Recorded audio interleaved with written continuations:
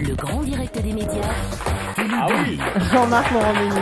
avec Mathieu Madénian qui nous rejoint. Bonjour Mathieu. Alors, je vais commencer par te dire bonjour Jean-Marc. C'est Comment bien. ça va? Je te fais la bise. Comment ça va? Ça va bien? Bon, les gens vont pas comprendre en fait. Ah ouais, c'est parce mais qu'il expliquez, alors. il s'est passé un truc chez Koé quand vous étiez chez nos confrères d'énergie. Exactement. Il y a la vidéo sur jean-marc-morandini.com si vous voulez voir. Mathieu s'est fait piéger. Je l'ai Exactement. piégé en disant qu'il avait le melon Donc, et qu'il il y aura- disait plus le bonjour. Exactement, il y aura une vengeance donc, pas moi, mais elle est en train de se faire. C'est les gens qui sont en train de visiter ton appartement actuel. Voilà. Salaud. Alors, Bon, comment ça va Mathieu? j'ai un scoop pour toi Jean-Marc. Ouais. Voilà, je vous le dis, je vais faire Fort Boyard cet été. Ah voilà, tout le monde s'en bat les couilles. Mais bon.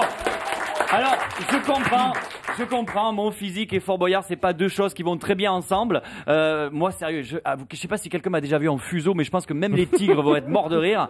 Alors, je vais participer à ce jeu pour apporter de l'argent à l'association Mécénat Chirurgie Cardiaque. C'est bien ça. Donc, autant vous dire que c'est pas cet été que la recherche va avancer.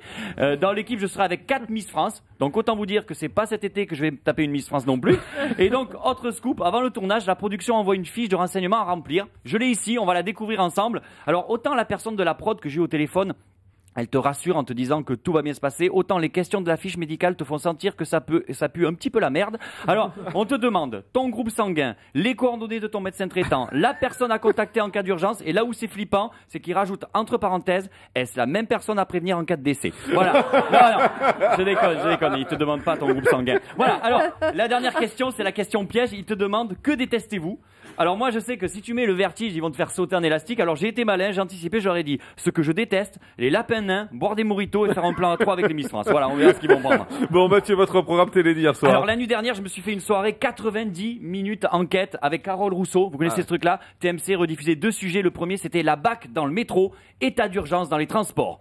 Alors moi, j'ai regardé ce truc-là, je me suis dit c'est pas possible, c'est la guerre dans le métro. Si t'écoutes Carole Rousseau, tu risques moins en passant une semaine en bikini à Islamabad qu'en prenant la ligne 8. Une fois seulement, moi j'ai assisté à une agression dans le métro, j'ai sauvé une fille du viol, voilà. Ah bon? Je me suis retenu, je l'ai laissé partir. Alors, c'était pour vous réveiller celle-là. Et juste après, j'ai regardé un autre numéro, ça vous fait pas rire, rigole, tu vois, c'est sympa. Alors, juste après, il y avait un autre numéro de 90 minutes enquête. Alors là, c'était la BAC à Paris, état d'urgence dans la capitale. Donc visiblement, c'est Sarkozy qui produit 90 minutes enquête, c'est pas possible. Mais qu'est-ce qu'elle a, Carole Rousseau, avec la BAC? Tous les sujets, c'est sur la BAC. La BAC dans le métro, la BAC à Paris. Ces émissions, c'est un peu comme les livres de Martine, tu sais.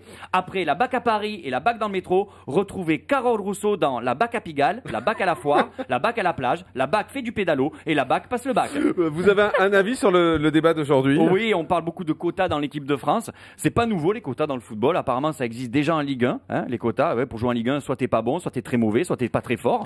Et puis même, vous imaginez le niveau du football français si on enlève les Noirs et les Arabes, c'est toute la Ligue 1 qui va descendre en Ligue 2, faut faire gaffe. Et la Fédération française, avant de mettre en place des quotas de blancs, de noirs et d'arabes dans le foot, vous pouvez pas commencer par mettre des quotas de bons joueurs plutôt. Moi, j'ai eu Emmanuel Petit, que je connais, qui m'a expliqué en fait que le problème des noirs dans le foot, c'est pas sur le terrain, c'est sous la douche, ça déprime tous les blancs. Voilà.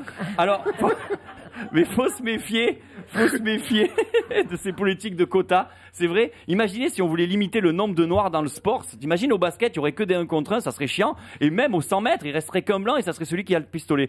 Alors, il y a des quotas partout, même ici à Europe 1. On fait attention à respecter le quota homme-femme. Avant nous, il y avait Nagui et Laurence Boccolini. Dans cette émission, il y a toi, Jean-Marc et Julie. Dans Télédélire, il y a moi et Willy. En tout cas, une chose à en retenir, c'est que dans le football français, apparemment, quand tu gagnes, t'es français, mais quand tu perds, t'es arabe. Et ça, c'est triste. Voilà. Merci beaucoup Mathieu Madénian au point virgule à Paris du mercredi au samedi à 21h15.